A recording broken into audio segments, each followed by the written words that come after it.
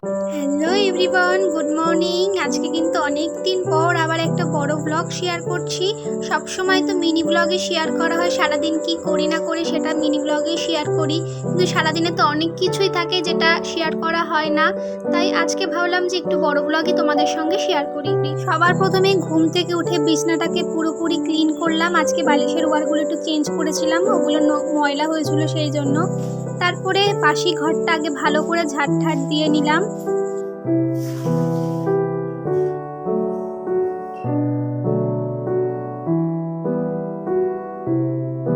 ঘুম থেকে উঠেই ঘর ঝাড় দেওয়া হয়ে গেল।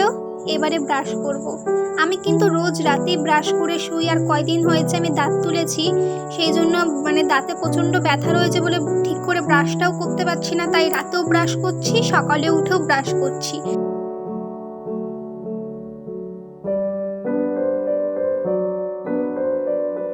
আর এই গরমকালে তো জল হাতেও দেওয়া যায় না, আর মুখে তো দেওয়া দূরেই থাক, কারণ আমাদের মোটরের জল এতটাই গরম হয়ে যায়, ট্যাঙ্কি যেহেতু ছাদের উপরে থাকে, রোদের তাপটা পড়ে এতটাই গরম হয় যে হাতেও দেওয়া যায় না। তারপরে চলে আসলাম ঘরে। আর আমি কিন্তু প্রতিদিন রাতে কানেরটা খুলে শুই, কারণ সোনার কানের ডান্টিটা অনেকটা বড় হয় বলে কানে প্রচণ্ড ব্যথা লাগে। এই জন্য আমি যখনই শুই না কেন আমি কানেরটা খুলেই শুই, আর ঘুম থেকে উঠে আবার কানেরটা পরে ফেলি। আর সকালে ঘুম থেকে উঠে ফ্রেশ হওয়ার পরে চুলটা না আঁচড়ালে আমার জন্য ভীষণ বিরক্ত লাগে, নিজেকে পাগলি পাগলি মনে হয়। তারপরে চুল আঁচড়িয়ে পুরোপুরি ফ্রেশ হওয়ার পরে তারপরে কাজে হাত দিই। মেশিনটা আমাকে তো রোজ পরিষ্কার করতে হয়, কারণ আমাদের সিংহাসনটা যেহেতু উপরের দিকে, যখনই আমি ধূপকাঠি ধরাই তখনই ধূপকাঠির যে ছাইটা সেটা মেশিনের উপরে পড়ে, আর মেশিন প্রচণ্ড ময়লা হয়, সেই জন্য আমি রোজ মেশিনটাকে পরিষ্কার করি।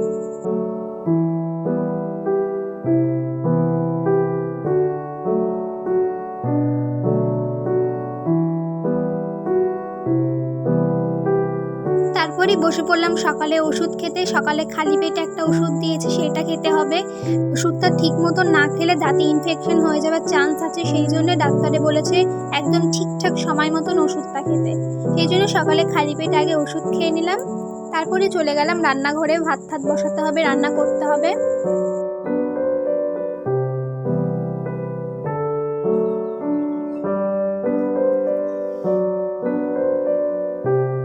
মাও ঘুম থেকে উঠে পড়েছে, তারপরে চাটা বসিয়ে দিলাম। যা গরম পড়েছে, এই গরমে চা খেতে একদমই ভালো লাগে না, কিন্তু কিছু করার নেই, সকালে নালে একদম পুরো খালি পেট হয়ে যাবে। রাত্রিরে একটু কিশমিশ আর কাজু বাদাম ভিজিয়ে রেখেছিলাম, সেইটাই খেলাম। আর তারপরে এর মধ্যে চায়ের জলটা ফুটে গেল। আমরা কিন্তু পাতা চা যেটা আছে সেইটা খাই। আমার খুব একটা ভালো লাগে না পাতা চাটা খেতে, কিন্তু বাবা নিয়ে আসে, বাবা খুব পছন্দ করে, সেই জন্যে আমারও খেতে খেতে এখন অভ্যাস হয়ে গেছে। তারপরে চাটা ততক্ষণে ঠান্ডা হতে থাকুক, আর আমিও ততক্ষণে কাজু কিশমিশটা খেয়ে নিই। আমি কিন্তু গরম চা একদম খেতে পারি না, শুধু চা কেন, আমি গরম কোনো জিনিসই খেতে পছন্দ করি না।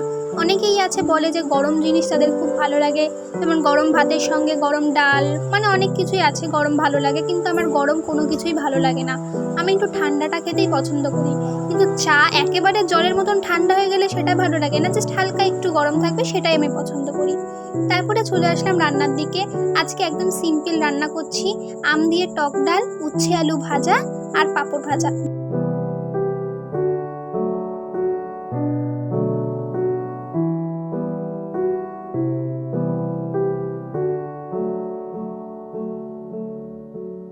স্নানও হয়ে গেল, তারপরে পুজোটাও দিয়ে নিলাম। তারপরে একটু স্কিন কেয়ার করে চলে আসলাম লাঞ্চের দিকে।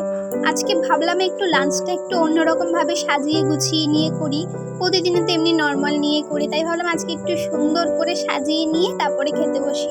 আর এরকম করে সাজিয়ে নিয়ে কিন্তু খেতে বসতে আমার ভীষণ ভালো লাগে।